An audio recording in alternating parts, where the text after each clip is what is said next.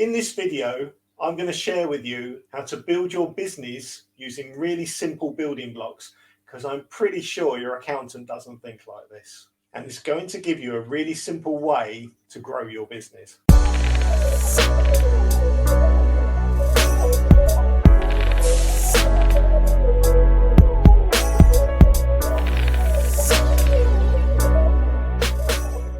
Hi, I'm Raymond Holt, and for the best advice on how to build your business with your family, subscribe to my channel and be notified when I post a new video every Tuesday. The method I'm going to share with you, I have used with my client base from restructuring at the start of the pandemic to being in growth post-pandemic.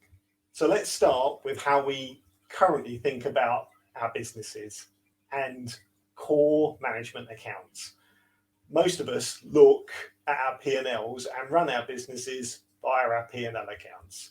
What I'm about to share with you does not mean that the P&L account is dead. It has its uses and it has what we use it for. But what I'm going to share with you will drive a different kind of P&L for you.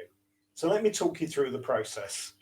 More often than not, when we talk to our accountants, the starting point is the P&L account, and that's absolutely fine. What we're looking to do is break the P&L account down into its core elements that enables us to make decisions at the base level that will improve our profitability in our business. So in the first instance, what we need to do with the P&L is create 4 really simple KPIs. Revenue per head or per contract, depending on how it works best for you. The gross profit percentage for the business, the net profit percentage for the business, your total final profit, and cash coverage. How much cash is in the bank divided by the monthly overheads. By creating those 4 KPIs, we have a simple scorecard which we can use going forwards to manage the business. But we need to go back another step. And from that step, we need to take into the detail of where, for example, our revenue per head comes from. So understanding, for example, how much of our revenue comes from certain contracts or is delivered by specific people in the business. But even then, that's not enough. What we then need to do is go back into the decision-making areas, because it starts at the very beginning where for every new piece of work we win, we make a decision. And there's a financial decision at that point. And that may be, say, for example, a long-term contract. If we know how much profitability each long-term contract currently makes, what we can then establish is a decision-making framework around core building blocks for the business of what we're going to make our decisions on. When we've made those decisions, built those building blocks, this is the key, we can then decide from that point in our decision-making how we will come back to driving better profitability for the business. And that is setting targets that will drive improved profitability, and then the output, the P&L account showing the output.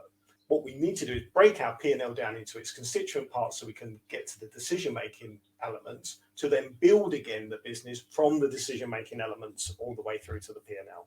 So one of the things about the process which I'm talking about is it requires a mindset shift.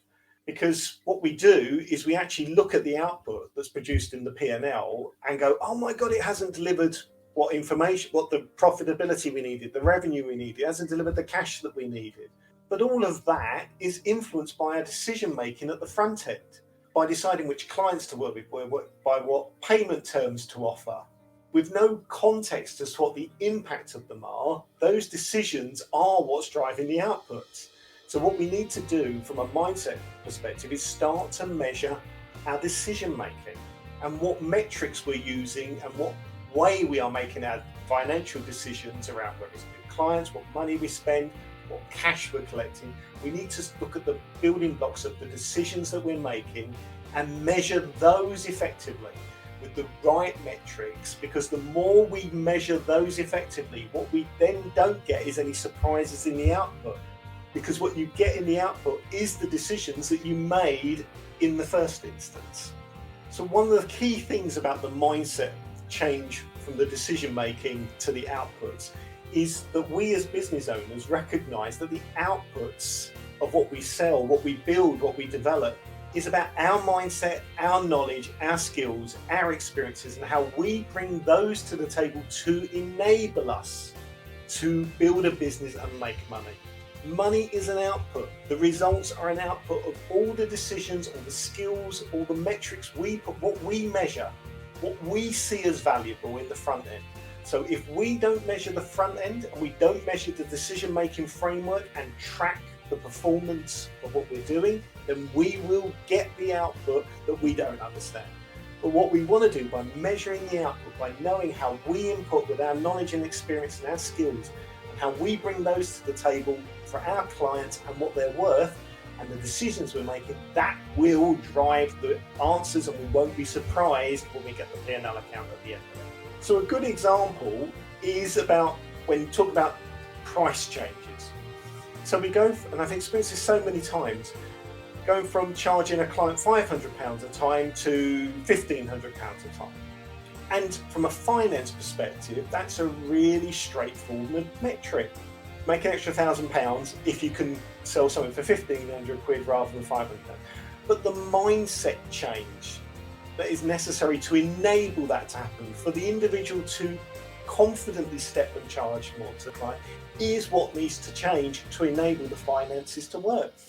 So that, from a coaching perspective or a finance director perspective, what value do I add that enables me to charge £1,500 rather than the £500 that I'm charging? That's where real value, we will drive the better performance for our businesses if we understand how we create value so that we can charge more, so we can have bigger businesses, rather than just on paper saying change the price from £500 and sell it at £1,500 if you don't change or ask the individual to change their mindset at the same time.